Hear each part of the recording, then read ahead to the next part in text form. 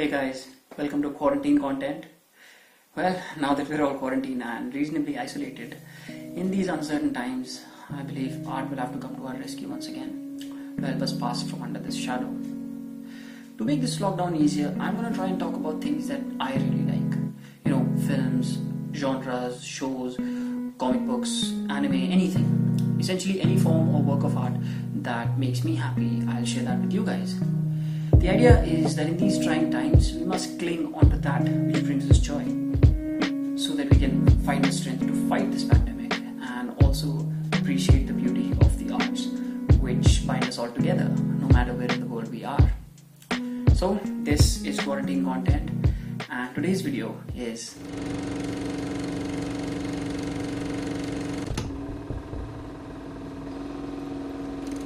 So my first video is about the 1962 French featurette called La Jetée. It's directed by film essayist and multimedia artist Chris Marker and is essentially a 28-minute photo novel that uses black and white photographs for the most part and voiceover narration to tell a riveting science fiction story about time travel. When I first saw the film some 5 years ago, it was a singularly captivating experience. A 1962 narrative film about mind-numbingly high-concept ideas that tells the entire story within a half hour using only still images. Yeah, that was a feat that took me some time to wrap my head around. But before I get into what truly impresses me about the film, I'll do a quick recount of the film's plot. Mild spoiler alert in case you want to enjoy the entire film for yourself, but I will only just disclose the first act of the film.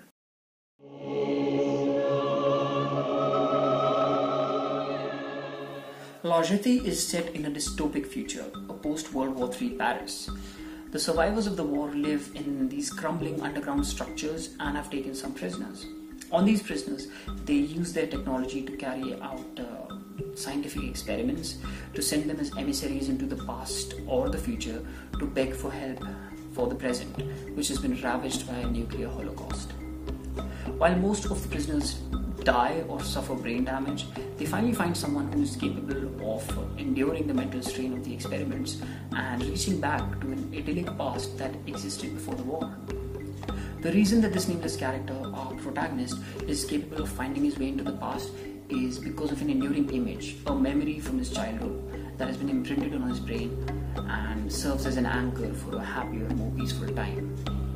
It's the memory of the last time that he went to the Jetée on the Orly airport with his parents, where he saw a beautiful lady smiling. He also vaguely remembers watching someone die that day. Now, back in the same era, the man finds the woman from his memory and meets with her. He continues to visit her as the scientists keep sending him back into the past to carry out their tests, and the two eventually fall in love. Now, the most notable aspect of La Jetée is, of course, its storytelling device, powered by the stark chiaroscuro imagery. The fact that it's a montage made up of still images makes it a unique sensory experience, quite counterintuitive to the conventional grammar of cinema.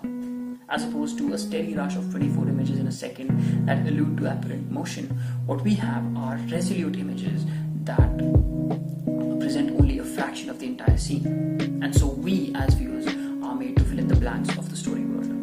While the voice of God narration is an essential tool for exposition, the sparsity of visual information kind of eggs us on to peer deeper into the story and populate it with our own interpretations.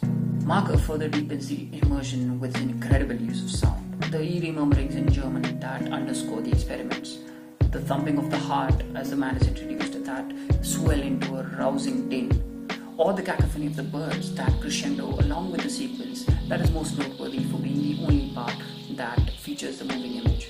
As the woman lies in bed, the images dissolve faster and faster until they merge into a tiny vestige of the movie as she opens her eyes and smiles into camera, all the while as the blaring sounds climb to a dizzying peak before being suddenly undercut by the imposing close-up of the scientist. Marker is exceptional at evoking a strong emotional reaction by adeptly using tools of film grammar. Even while his images remain frozen, his use of the cut is still terribly effective. Now another thing, the more obvious thing that has impacted me about this film is the time travel of it all.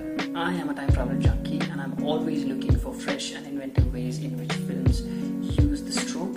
So when I saw Jetée for the first time, I was absolutely blown away by the simple yet elegant device used by Marker and the gobsmacking story that he built around it, that too in the early 60s. Jetée remains one of the first brazenly original voices for time travel in cinema, while the first adaptation of the H.G. Wells classic novel The Time Machine came out in 1960, 2 years before this one. That was more of a faithful book-to-movie adaptation that did little to advance the genre, apart from developing some cinematic techniques. However, Jetée, an original 28-minute photo montage packed in concepts that dealt with the philosophies or ramifications of time travel, that explored the dilemma of a man out of his time, and that also established time loops. The impact that Jetée has had on our culture is evident by the number of films that are either inspired by it or pay homage to it. Of course, there's Terry Gilliam's 12 Monkeys, which is essentially a feature-length Hollywood version of this film. But then there are movies like Chris Nolan's Inception or Interstellar, which doff their hats to Jetée. Inception, in the way that the dreams are accessed in that movie by being drugged and connected to machines that wire out of tiny briefcases, which are quite similar to the contraptions being used in this film. Whereas in Interstellar, the protagonist is helped by highly evolved humans from the far future, which is a plot point taken directly from Jetée. There are countless examples of how Jetée has inspired or informed the genre, and its echoes are still heard in contemporary time travel films. In fact, the legacy of Jetée was immortalized by the greatest films of all time critics poll conducted by Sight and Sound in 2012, which is the definitive list of the greatest movies ever made. And it featured Jetée among the top 50 films of all time, and it was the only short film on the list. Chris Marker was an enigmatic artist who eluded media attention and let his art speak for himself. When asked for a picture, he'd usually offer the photograph of a cat. His full name was Christian Francois Bouche-Villeneuve, but over the course of his career, he went by countless pseudonyms. Always gave conflicting answers about his place of origin.